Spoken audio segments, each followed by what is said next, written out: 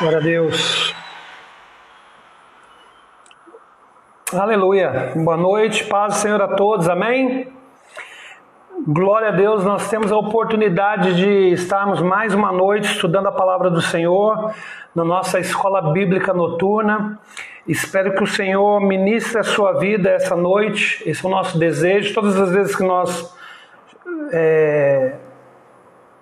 estudamos a palavra, né, ministramos a palavra, a nossa intenção é que você possa ser edificado e espero que você esteja aproveitando esse momento, né, para aprender mais sobre o reino de Deus, sobre as Escrituras. Na EBN desses últimos dias nós temos falado sobre generosidade e hoje nós vamos entrar na quarta semana sobre o tema, né? E eu quero pedir para você que antes de nós seguirmos aqui adiante no estudo, você possa me ajudar aí a divulgar, né, essa transmissão via suas redes sociais. Você me ajude a divulgar também para os irmãos da nossa comunidade local, que nós estamos já começando o estudo, para que eles possam vir participar do estudo. Enfim, para que nós possamos juntos continuar, né, nos alimentando das verdades das Escrituras, amém? Eu peço que você faça isso agora, enquanto nós damos início a essa transmissão, em nome de Jesus.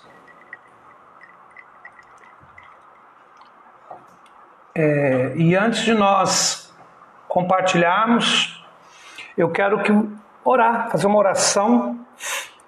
Quero que você feche seus olhos para que nós possamos orar em nome de Jesus, amém?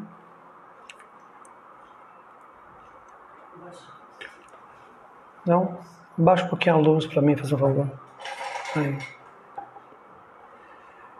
Vamos orar, irmãos, em nome de Jesus.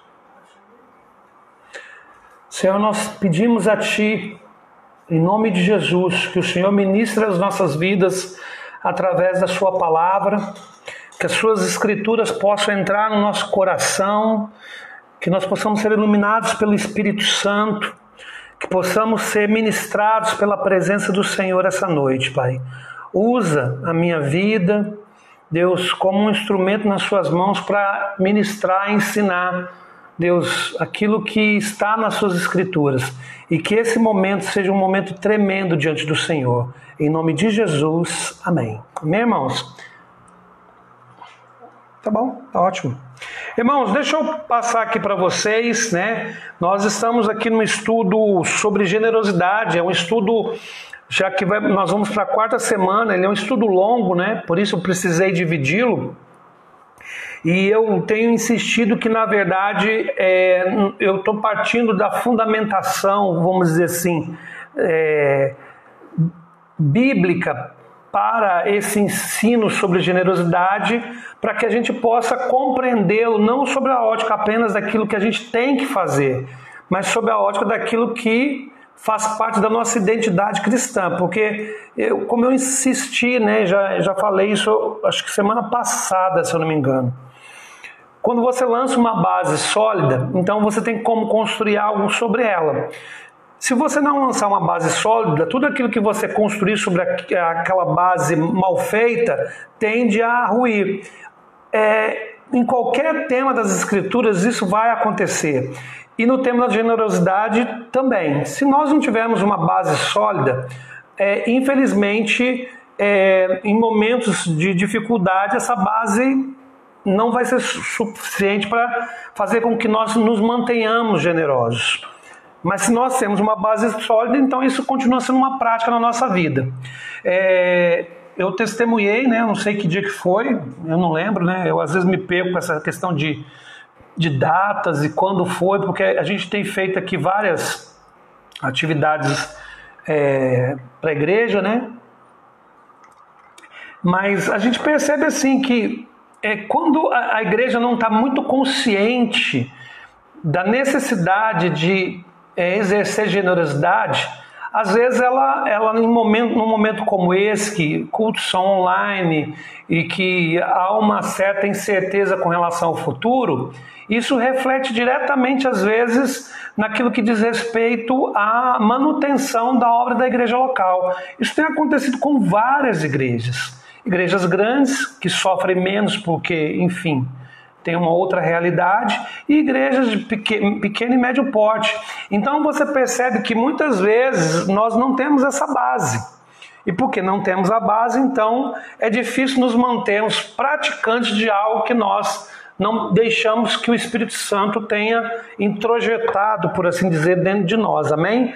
Por isso eu insisto em ensinar, né, dentro daquilo assim, no máximo que eu posso, dentro daquilo que eu também compreendo, né, das minhas limitações, aquilo que é importante sobre um assunto. Então, eu vou fazer uma recapitulação, enquanto eu faço a recapitulação aqui rapidinho. Você, insisto, convide pessoas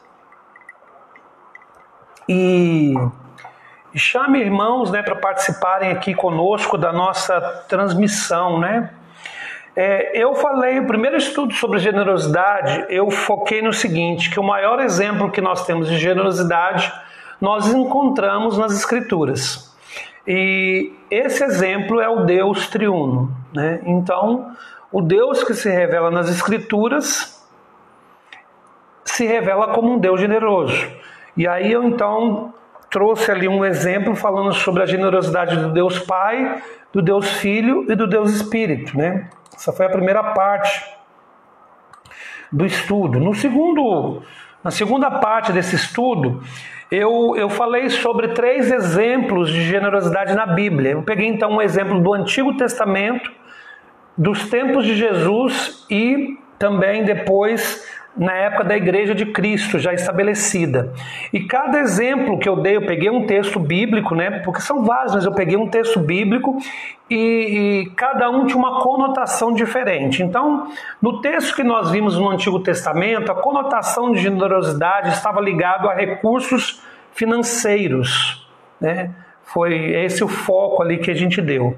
Já nos tempos de Jesus, a conotação que nós pegamos foi de dedicação, né? Quando nós somos generosos, quando dedicamos tempo, esforço, no sentido de abençoar a vida de outras pessoas.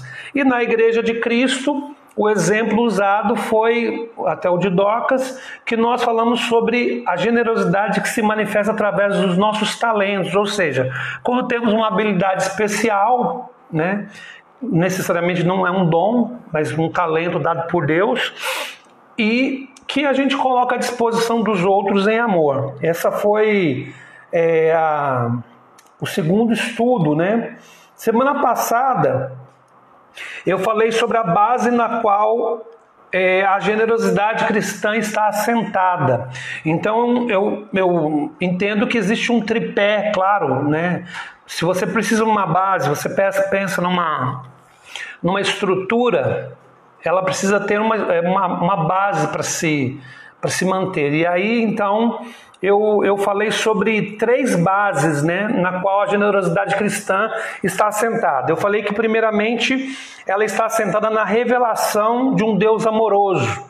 Somos generosos porque Deus é generoso e Ele nos ensina a viver como Ele é. A generosidade também, ela está assentada na compreensão do outro, ou seja, à medida que nós entendemos o outro e a necessidade do outro e como Deus vê o outro, então o nosso coração é despertado para a generosidade. E a generosidade cristã também está assentada no nosso sistema de valores.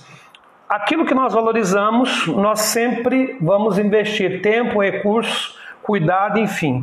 Então, se o reino é prioridade e o Senhor do reino é generoso, logo seremos generosos como Ele. Amém? Esse foi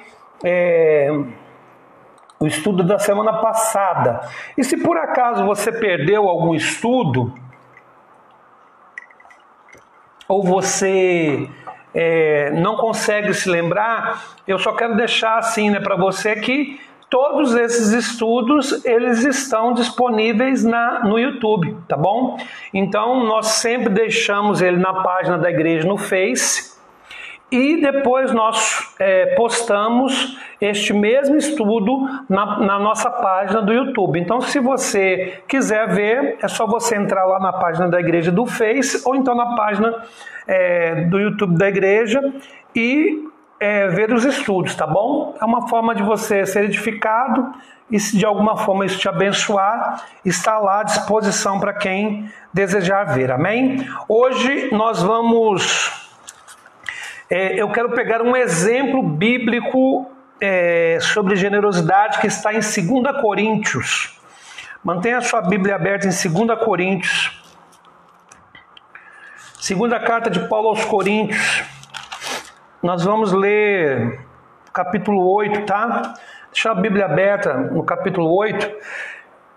Eu quero ler o texto com vocês e para que a gente possa falar um pouquinho sobre isso aqui. Então, vamos lá ler o texto, 2 Coríntios 8, 1 a 5. Amém? Diz assim: agora, irmãos, queremos que vocês tomem conhecimento da graça que Deus concedeu às igrejas da Macedônia. No meio da mais severa tribulação, a grande alegria e a extrema pobreza deles transbordaram em rica generosidade, pois dou testemunho de que eles deram tudo quanto podiam e até além do que podiam. Por iniciativa própria, eles nos suplicaram insistentemente o privilégio de participar da assistência aos santos, e não somente fizeram o que esperávamos, mas entregaram-se primeiramente a si mesmos, ao Senhor, e depois a nós pela vontade de Deus. Amém? Eu quero explicar aqui o contexto dessa palavra, na introdução desse assunto, desse estudo, e depois, em cima do exemplo dos macedônios, eu quero compartilhar algo com vocês. Bom, irmãos, eu não sei quantos já sabem, em outros estudos, e até nesse eu já citei isso, em torno do ano 50 depois de Cristo, né, reinava sobre o Império Romano o imperador Cláudio. E nesse período houve um surto de fome e miséria muito grande na cidade de Jerusalém. Então a cidade de Jerusalém, ela passou por um período de muita necessidade, 50 anos depois de Cristo.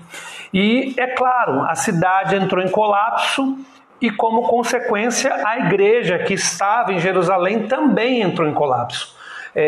E aí nós então vemos Paulo levantando uma coleta entre as igrejas gentílicas para suprir as necessidades dos irmãos de Jerusalém.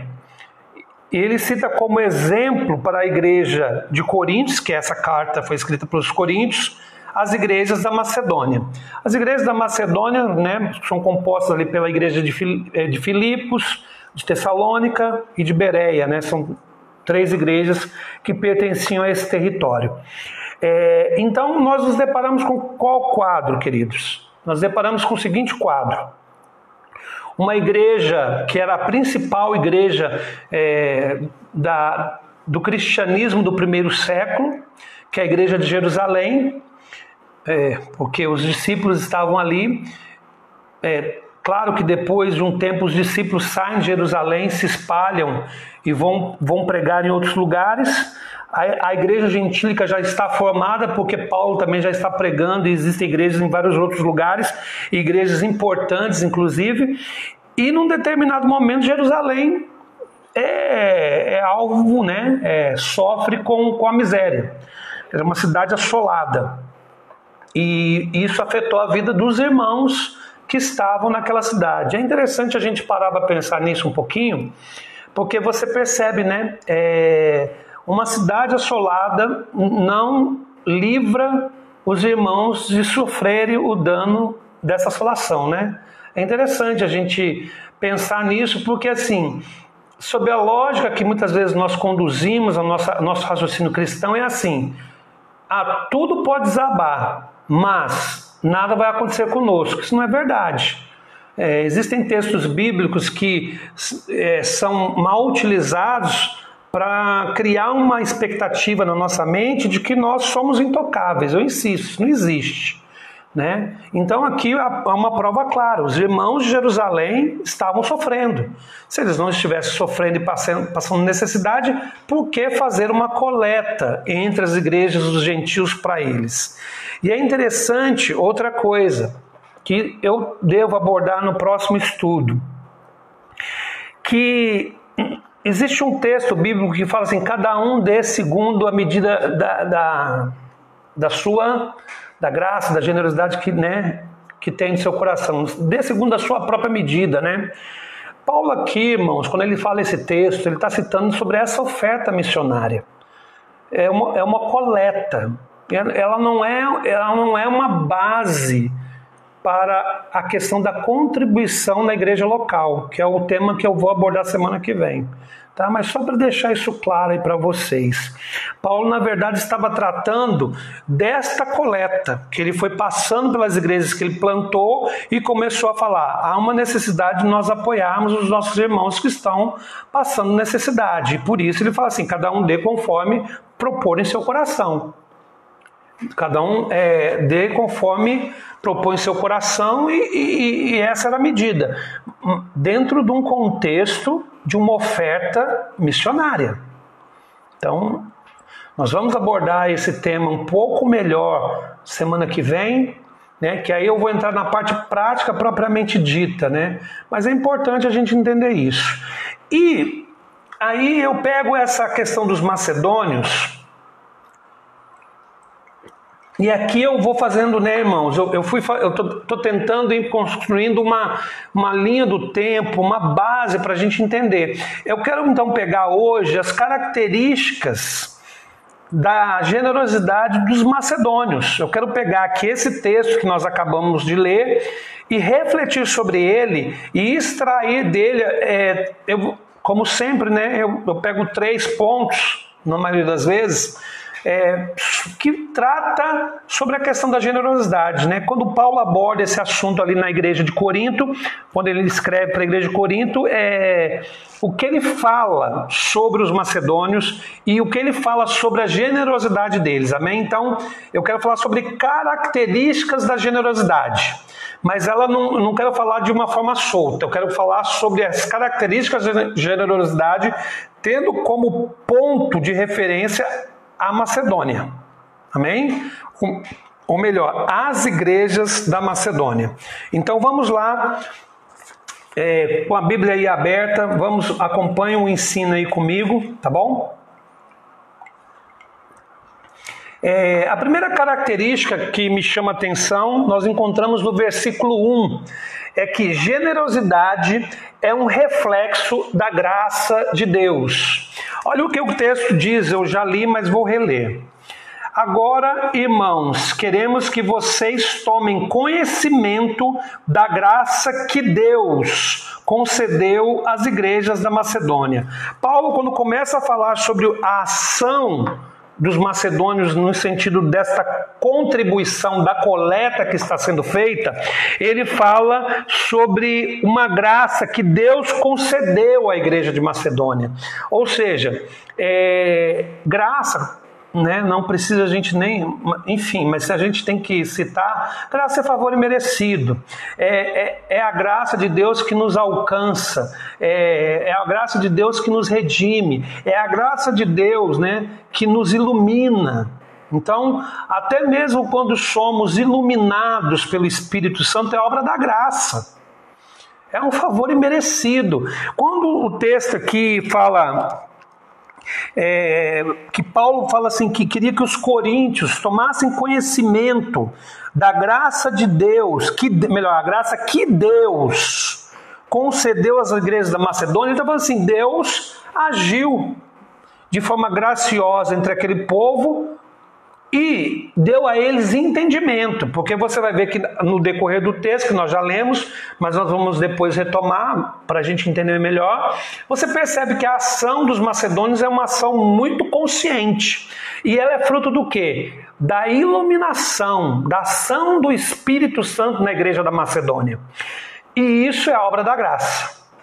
É um favor imerecido. Porque o agir do Espírito no ser humano é favor imerecido, tá bom, irmãos? Assim, é importante a gente entender, né? Não há mérito em nós.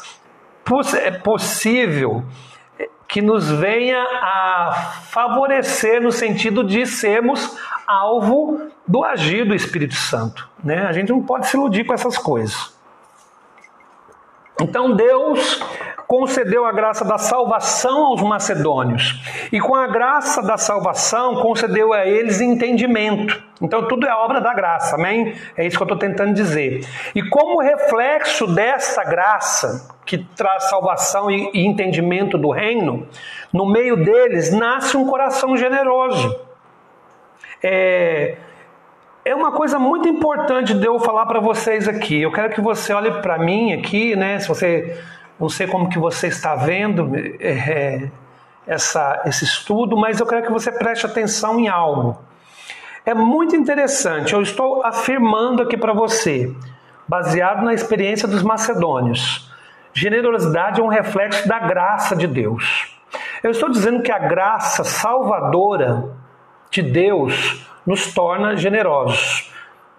Estou dizendo que a graça salvadora de Deus abre os nossos olhos, ilumina a nossa mente e nos leva a viver a vida do Espírito. E aí então nós temos condições de compreender a dinâmica do reino. E à medida que essa graça se manifesta em nós, nasce em nós também um coração generoso. Então, eu posso afirmar, seguindo esta lógica, que onde o favor de Deus é realmente experimentado, sempre haverá um coração generoso. Vocês conseguem entender isso? Para mim, assim, é uma coisa muito clara. Eu não tenho nem dúvidas disso que eu estou falando. Para mim, é uma coisa muito óbvia, né? Eu estou igual o Homem do Poço, né? Quem já viu o filme sabe. Óbvio. É óbvio. É assim, irmãos. Eu insisto, você tem um entendimento de um Deus triuno que é gracioso e generoso. E aí então você incorpora os valores do reino na sua vida. Não há como você não ser generoso se você conhece um Deus generoso. A dificuldade que nós temos de sermos generosos está intimamente ligada a nossa incapacidade, ou melhor, a nossa falta de compreensão do reino de Deus. E a nossa falta de compreensão do reino de Deus está ligada à nossa incapacidade de sermos iluminados, né? De permitirmos que o Espírito Santo ilumine a nossa mente. Então, eu percebo assim, quem é alvo do favor de Deus? A salvação mesmo. A graça salvadora, a graça redentora, a graça que abre os olhos, a graça que ilumina a mente, a graça que nos dá condições de viver o nosso dia a dia, essa graça, o reflexo dessa graça é generosidade. Então, onde tem favor de Deus, tem generosidade. Onde não tem favor de Deus, graça de Deus se manifestando, a generosidade vai ser mais escassa. Vocês entenderam o que eu quero dizer?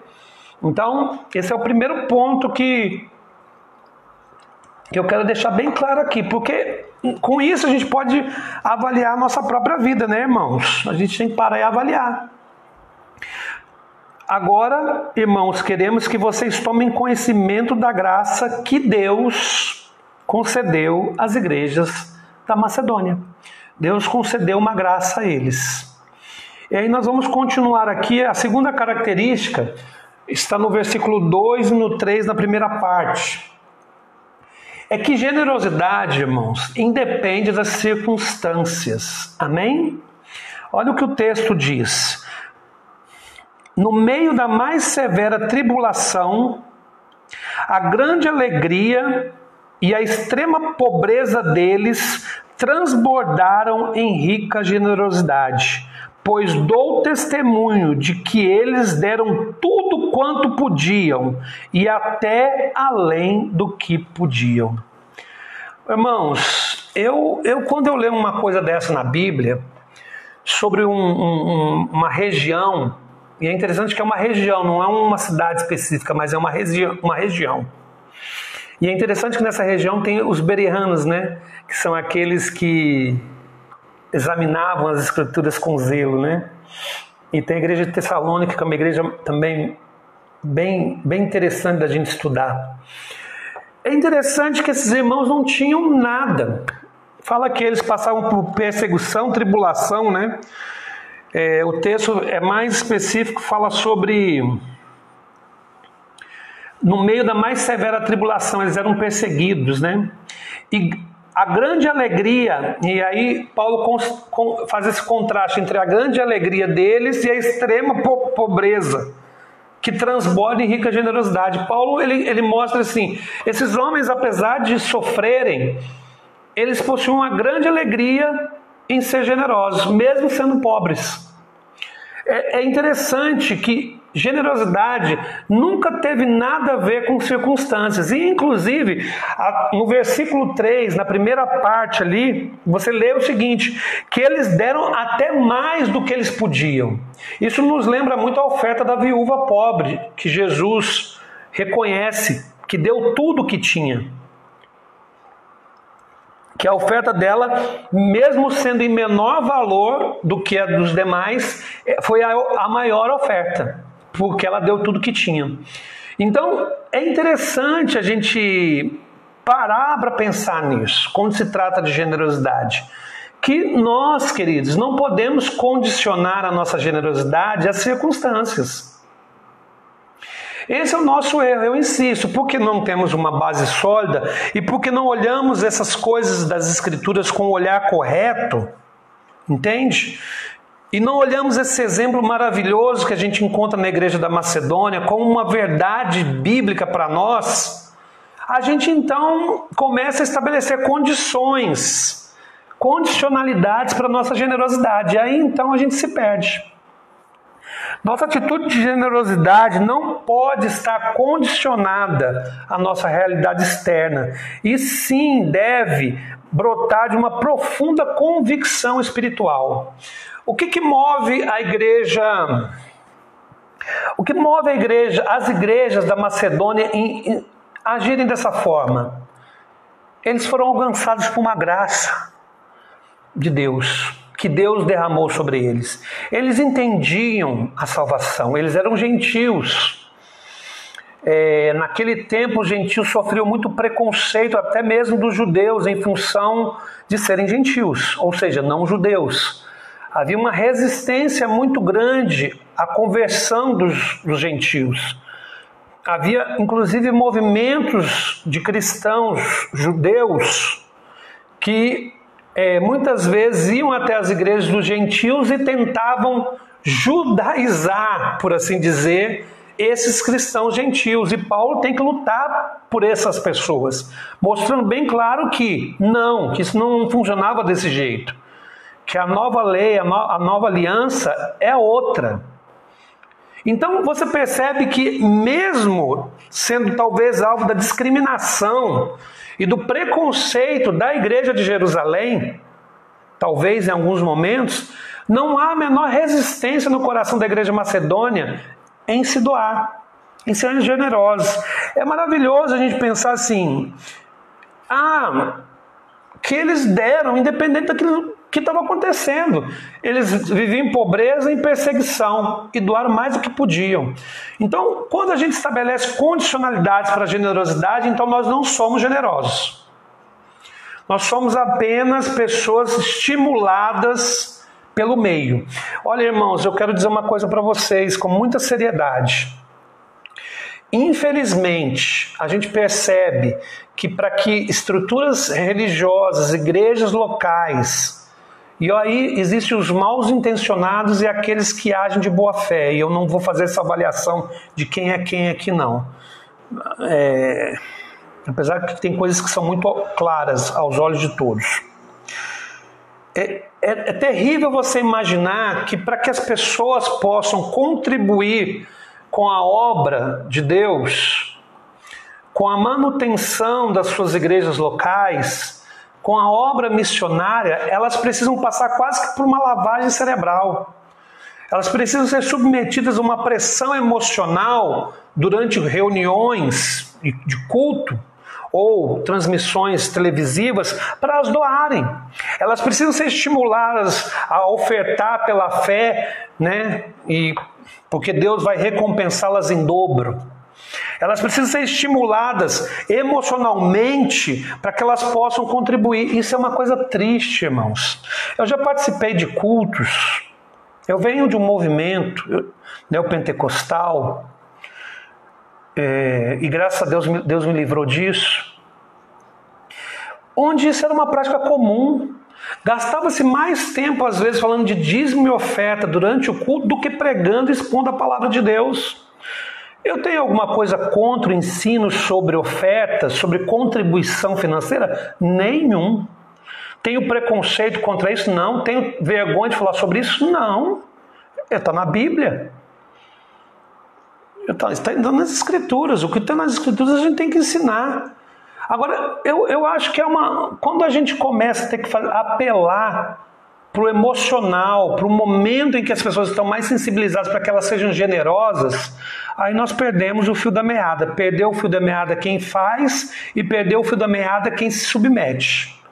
E eu já vi muitas reuniões como essa, onde a gente é quase que massivo e você quase se sente constrangido por não ofertar ou não ofertar o valor de fé que é estipulado. Quantas vezes eu já me senti assim em cultos como esse? E você talvez tenha sentido. E se eu alguma vez fiz isso com alguns de vocês, se alguma vez eu fiz isso na igreja, peço perdão aqui para vocês sem o menor constrangimento, né? Vocês sabem que eu não tenho problema nenhum em admitir os meus erros, eu sempre faço isso diante da igreja, né?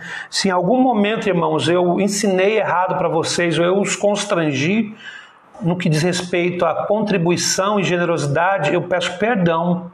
Porque não é esse o reino de Deus, não é assim que a coisa funciona. Entende? Nós não podemos aceitar isso. Eu insisto, às vezes a gente vê apelações absurdas por figuras na televisão que se dizem grandes homens de Deus, que se dizem porque para mim são ladrões e salteadores, tá, queridos? Salteadores que falam, para não falar a palavra errada que né? São ladrões, são lobo em pé de cordeiro, eu não tenho a menor dúvida. Se você tem ainda, tudo bem, mas eu não tenho. Não vou citar nomes aqui porque não se faz necessário. Mas o que eu vejo é uma apelação que envergonha o nome de Cristo e contamina uma das virtudes cristãs mais lindas que existe, que é a generosidade. Entende? Então, quando eu olho para o exemplo da Macedônia, eu prefiro ficar com ele. Eu prefiro esse exemplo do que o exemplo que eu tenho visto em muitos e muitos lugares por aí. Pessoas que não tinham, pessoas que eram perseguidas, pessoas que sofriam, mas tiveram prazer. Eles queriam, eles deram mais do que podiam. Isso é vida no reino de Deus. Amém, irmãos? Entenda isso. Isso é muito importante. Então a igreja da Macedônia, ela nos dá um tapa com luva de pelica, como nós costumamos dizer, mostrando sim que podemos ser generosos, independente das circunstâncias. E qual o valor? Não interessa. Nós não medimos generosidade pelo valor que você contribui ou pelo que você faz. Medimos pela realidade do seu coração, pelas suas motivações. Nem somos nós que medimos, na verdade, né? Quem tem capacidade de mensurar isso é Deus, na verdade. A gente não tem. Então, irmãos, generosidade independe das circunstâncias, amém? Então, a primeira coisa que eu disse aqui é que generosidade é um reflexo de uma graça recebida de Deus. Eles recebem uma graça que dá entendimento, luz, clareza, e eles, então, a generosidade é um reflexo disso. O segundo é que generosidade independe das circunstâncias. Terceiro ponto aqui é que, deixa eu só me organizar aqui, irmãos. Versículo 3, a segunda parte até o versículo 5, é que generosidade é fruto da compreensão de um privilégio. Amém? Então, eu vou ler o texto e você vai entender bem o que eu quero dizer. Generosidade é fruto da compreensão de um privilégio. A igreja de Macedônia entendeu isso. Esse povo tinha discernimento espiritual, viu, irmãos? Olha só o que o texto diz. A partir da parte B do versículo 3. Diz assim: por iniciativa própria, lá no finalzinho do versículo 3, tá? Por iniciativa própria, eles nos suplicaram insistentemente o privilégio de participar da assistência aos santos. E não somente fizeram o que esperávamos, mas entregaram-se primeiramente a si mesmos ao Senhor e depois a nós pela vontade de Deus. É simplesmente uma declaração fantástica que Paulo faz sobre essas igrejas. Por iniciativa deles, ou seja, a generosidade não é não é imposta.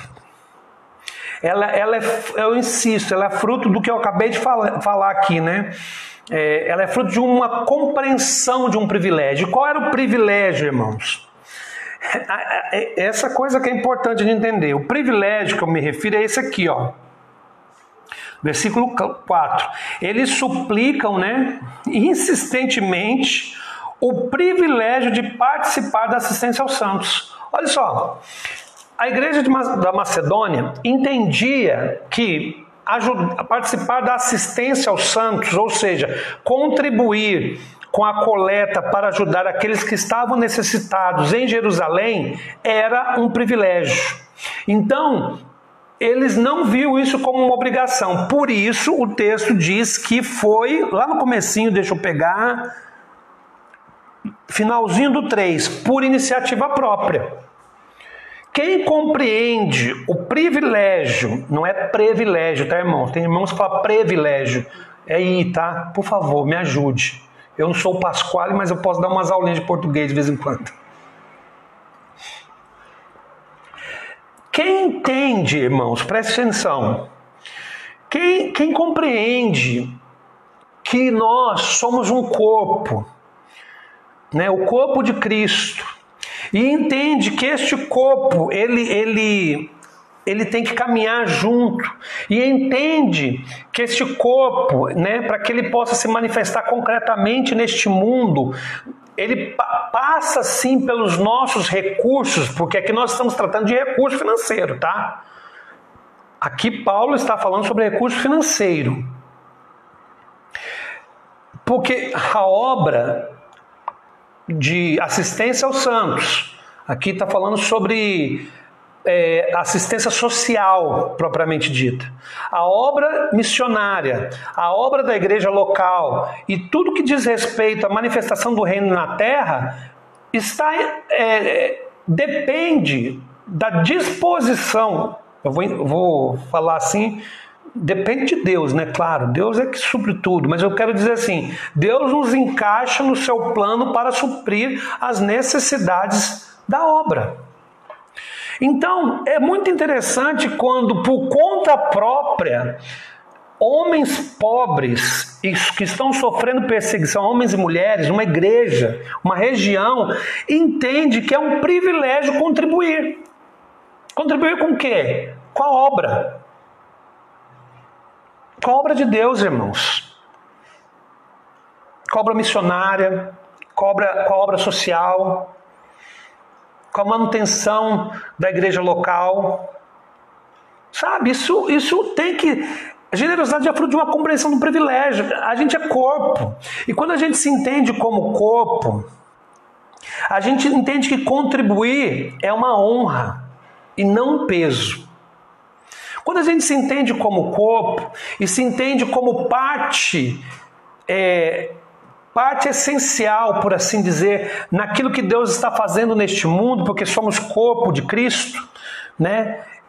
E que Ele nos dá esse privilégio de participar desta obra, porque eu insisto, Deus não depende de mim, de você. Colocar Deus como dependente de mim, de você, é diminuir quem Deus é.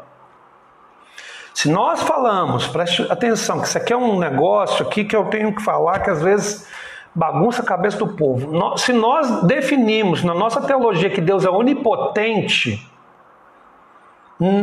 dizer ao mesmo tempo que Ele depende de nós é completamente absurdo. São conceitos que são avessos entre si. Como alguém que é onipotente vai depender de alguém? Vocês conseguem entender o que eu quero dizer? O Deus triuno é onipotente, ou seja, Ele tem todo o poder em suas mãos. E não só é onipotente, mas também é soberano. Tem toda a autoridade. Então este Deus triuno não depende de nada e de ninguém. Mas o que Deus faz? Por amor, Ele nos envolve no seu projeto. É isso que Deus faz. Por amor, Ele nos deixa participar daquilo que é honroso. Por isso, os macedônios reconheciam isso como privilégio. Deu para compreender? Então, pelo amor de Deus, não fique se achando demais quando você está fazendo um troço para Deus. Deus não precisa de você não, filho. Nem de mim. Eu vejo assim... Eu sempre aproveito esses momentos assim para dar uma esclarecida em algumas coisas. Eu vejo tanta arrogância evangélica hoje, tanta gente querendo ser mais do que Deus, achando que é importante demais para o reino, que se não estiver fazendo as coisas que estão fazendo, parece que a coisa vai parar. Caia na real. Ou você acredita que Deus é onipotente e você, então, é alguém que se encaixa no projeto dele para esse mundo, ou você não acredita. E tem um tal de meu chamado...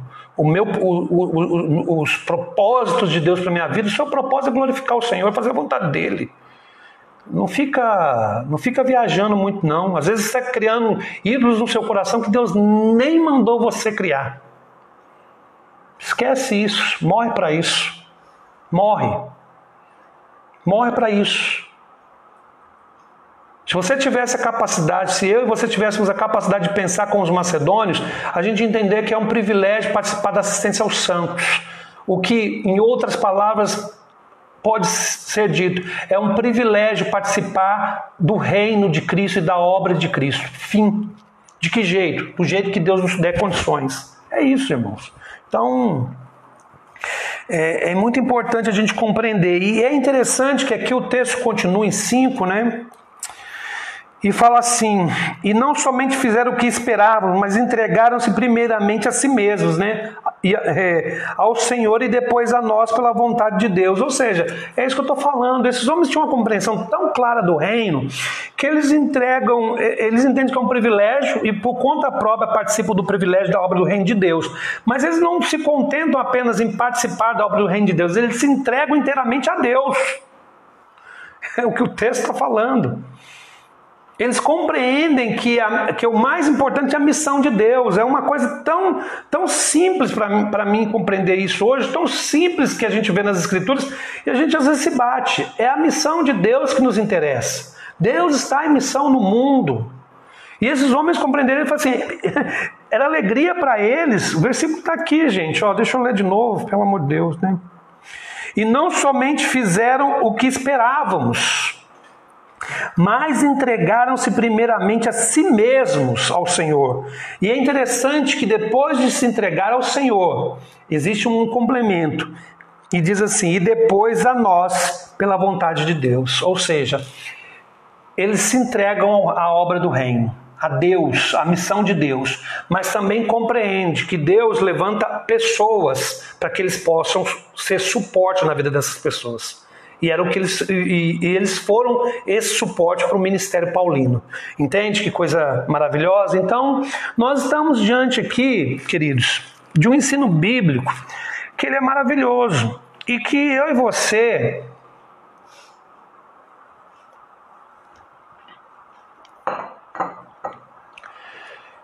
precisamos praticar.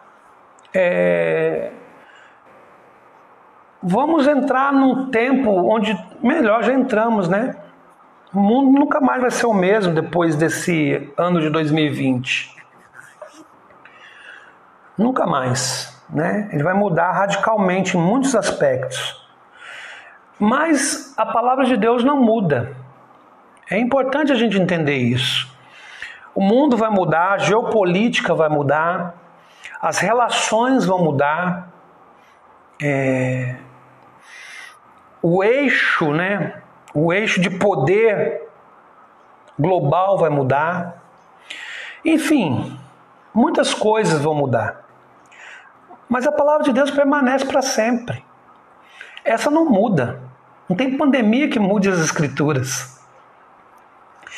E quando a gente se depara com um texto desse das Escrituras, a gente vê características muito claras de generosidade e que a gente tem que trazer para a nossa vida. Amém?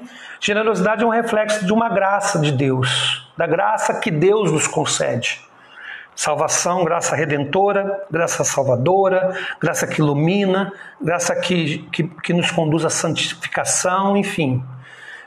Quem foi visitado pelo Senhor entende que não há outro caminho senão ser generoso. Generosidade, queridos, independe das circunstâncias. O povo era pobre, estava sob tribulação, sob perseguição, mas eles não colocaram condicionalidades para a contribuição deles. Eles não colocaram, em momento algum. E aqui eu insisto, nós não precisamos ficar manipulando ninguém para esse tipo de coisa. Tem que ser um prazer para nós, como igreja de Cristo, como filhos de Deus, contribuir com a obra social, contribuir com missões, contribuir com a obra local. Quero dizer para vocês, eu não sei se eu disse, acho que eu disse domingo, nós hoje como Comunidade Cristã Redenção, eu falo isso porque é importante você saber. Nós hoje como Comunidade Cristã Redenção temos sim um compromisso com a assistência aos santos e aqueles que também não são santos. Nós temos um compromisso social com a nossa comunidade e investimos recursos nesse sentido. Nós retomamos um compromisso com a obra missionária, pela graça de Deus, porque por muito tempo sempre fomos contribuintes da obra missionária e retomamos isso.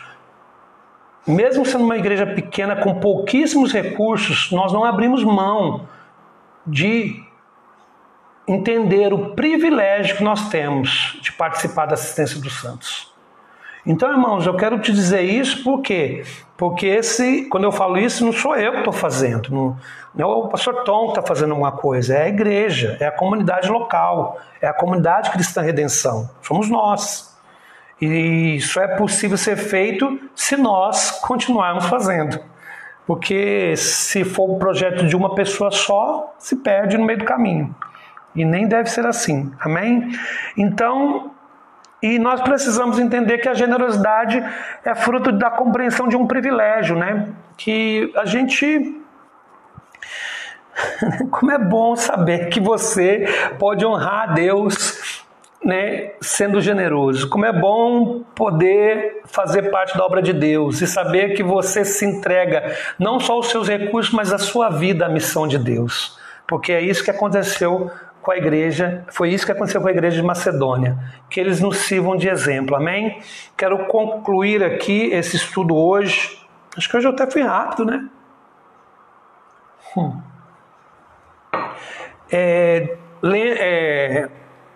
Mostrando para vocês algo que está em Atos 20:35, abre lá por favor.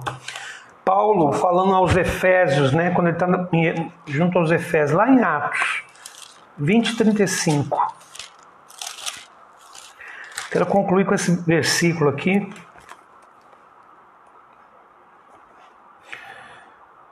Paulo, ele comparece diante...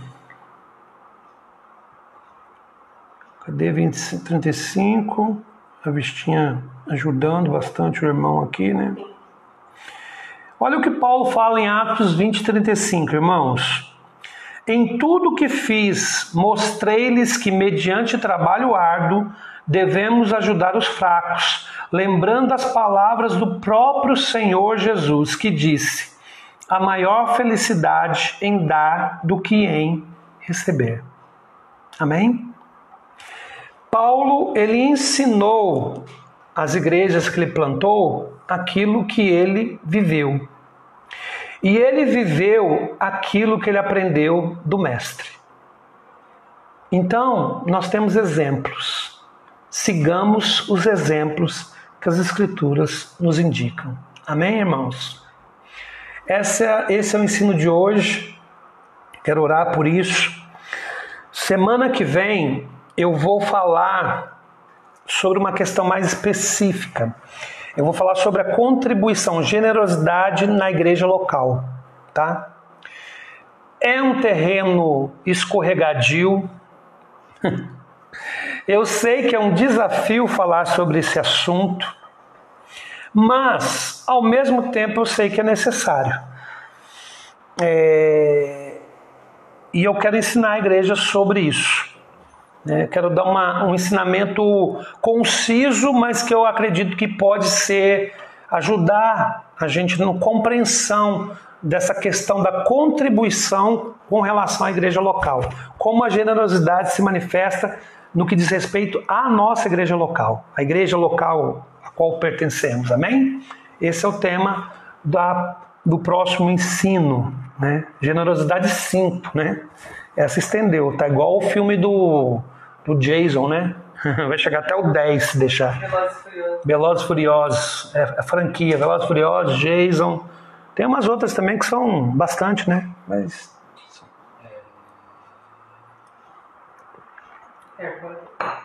Harry Potter tem umas 200 também, e por aí vai. Amém, irmãos? Feche seus olhos, vamos orar. Depois de orar, não saia ainda da transmissão, por favor. Eu tenho alguns avisos a dar. E depois nós sempre colocamos uma música, o Gabriel já selecionou a música. E nós deixamos a música tocando para que você possa ir se despedindo aí dos irmãos, né? E que a gente possa fechar essa reunião, né? Cumprimentando uns aos outros. Amém? Mas vamos orar antes. Pai, nós te agradecemos pela oportunidade de sermos ministrados na palavra. Obrigado pela oportunidade de ouvirmos o ensinamento do Senhor e que o Senhor, Deus, nos capacite a compreendermos o teu evangelho.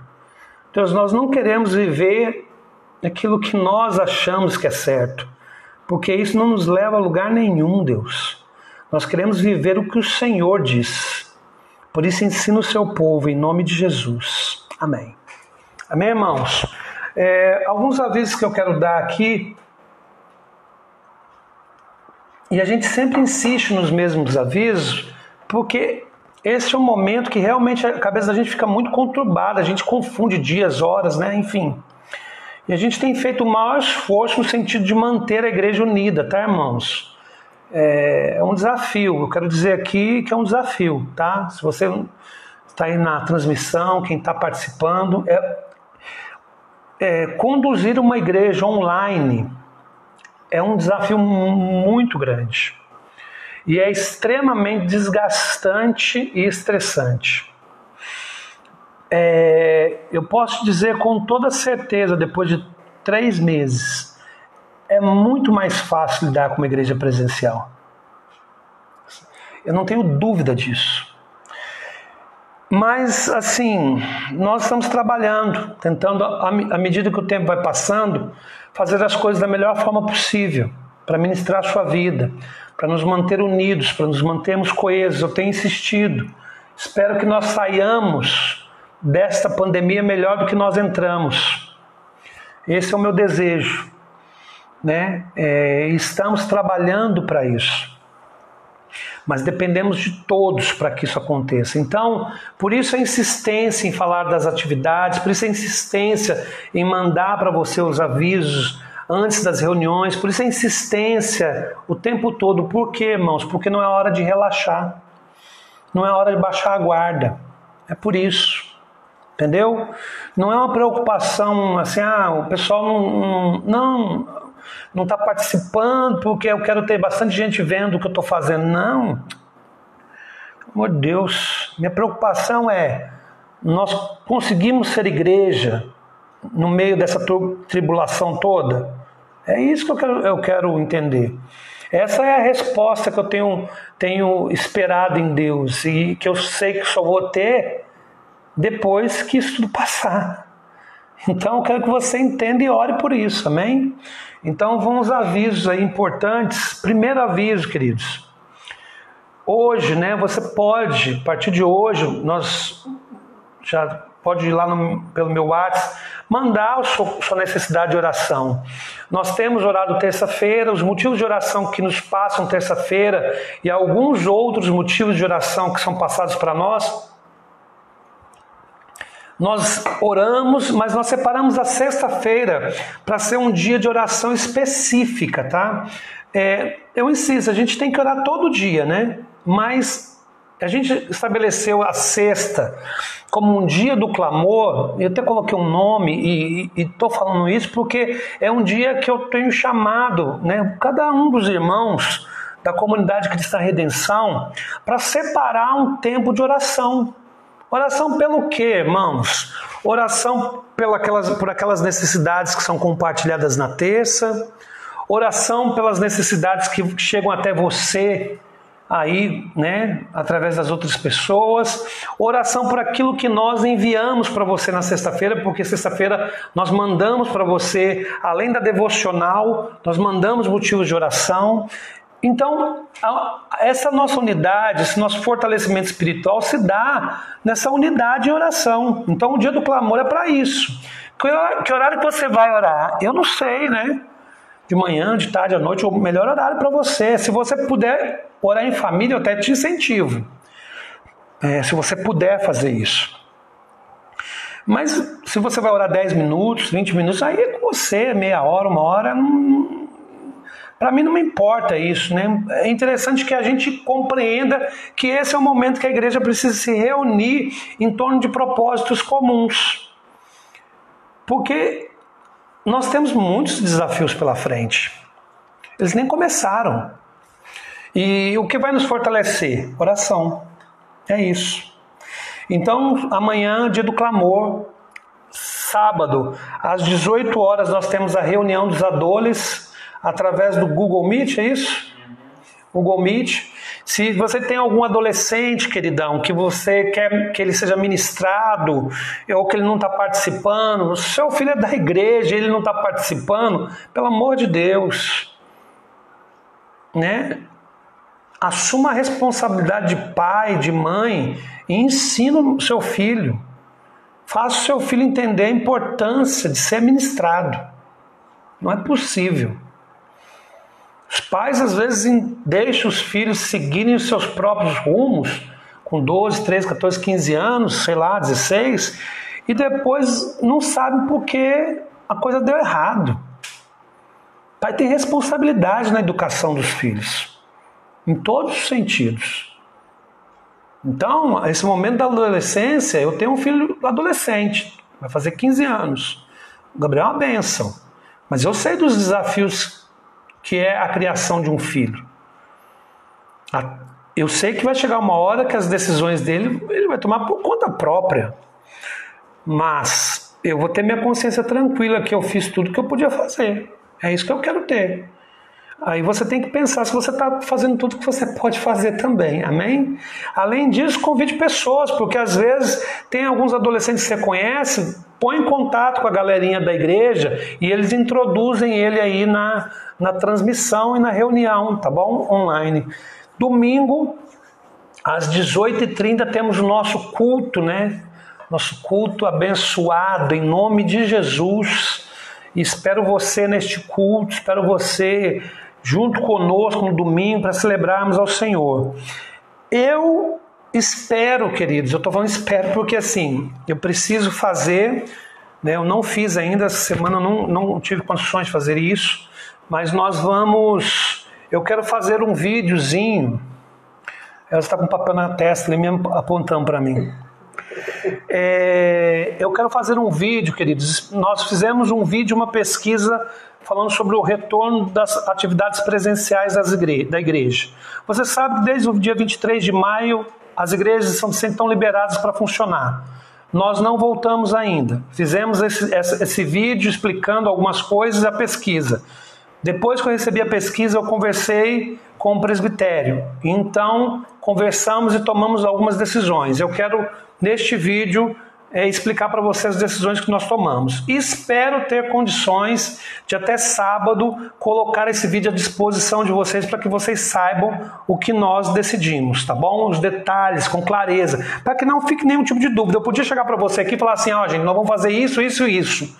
Mas eu prefiro seguir um outro caminho. Eu prefiro seguir o caminho de explicar, por respeito a vocês. É por isso. Porque eu poderia muito bem chegar e falar assim, é assim, fim, acabou. Mas eu não vou fazer isso. Eu tenho muito respeito pelas pessoas para fazer as coisas sem, assim, eu preciso explicar. Eu quero que as pessoas compreendam, tá bom?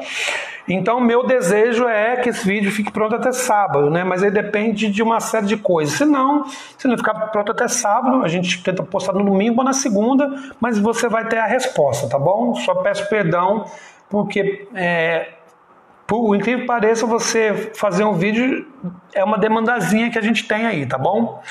E a Elza colocou um papel na testa que eu não sei o que é, e eu vou descobrir agora. Me dá aí. É desse lado aqui? O óculos na ponta do nariz. É um pedido de oração que chegou, nós vamos orar amanhã também, mas vamos fazer essa oração aqui. A Bia, né? A Bia do Ministério Infantil, esposa do Paulo Vitor, pede por seu meio-irmão Kleber, que perdeu a mãe hoje por Covid-19. Que Deus conforte o coração da família. Também por Guilherme, filho de uma amiga que fez uma cirurgia no pé. Então vamos orar pelo Kleber e pelo Guilherme. Irmãos, eu vou te falar, viu? Essa questão da Covid é muito difícil. Todas as vezes que eu recebo esse tipo de pedido de oração, meu coração... Eu não estou falando isso para... Não falo isso da boca para fora, não. É como se alguém pegasse meu coração e esmagasse meu coração assim, ó. É por isso que a minha indignação com relação ao que tem sido feito, eu não suporto mais. É triste, mas vamos orar. Amém? Feche seus olhos, vamos orar por essa família e pelo Guilherme também. Pai, nós queremos orar, Deus, pelo Kleber e pela sua família. Deus, a perda de um ente querido na pandemia é uma dor incalculável. Deus, eu não consigo nem imaginar o que essas pessoas sentem. Perder uma pessoa amada já é difícil. Perder uma pessoa amada num contexto como esse, Deus, é muito doloroso. Por isso a minha oração é que o Espírito Santo do Senhor console, Deus. Porque hoje, Deus, eu tenho crido e tenho orado para que o Senhor console as vidas. Para que o Teu Espírito Santo age de forma milagrosa e traga paz aos corações. É difícil a gente lidar com tudo isso. Por isso nós precisamos olhar para o Senhor. E é olhando para o Senhor que nós encontramos esperança para seguir adiante. E eu peço que essa família encontre consolo em Ti, olhando para o Senhor. E que o Senhor traga paz a ela. Também oramos pelo Guilherme, que fez uma cirurgia no pé. Oramos por plena recuperação, em nome de Jesus. Que ele veja a boa mão do Senhor atuando na vida dele, Deus, e que uma cirurgia tenha um período de recuperação e que essa recuperação ocorra tudo bem. Deus, que ela aconteça na normalidade. Já abençoamos a vida do Guilherme. Em nome de Jesus. Amém. Amém, queridos? Deus te abençoe, em nome de Jesus. Tenha um ótimo final de semana. Vamos estar juntos aqui nos nossos desafios, amém? Não saia da transmissão antes de você se despedir dos irmãos, em nome de Jesus Cristo, tá bom? Beijo para vocês. Eu amo vocês, estou com saudade, nós amamos vocês e nós sabemos que em tempo oportuno estaremos juntos, tá bom, queridos? Deus os abençoe.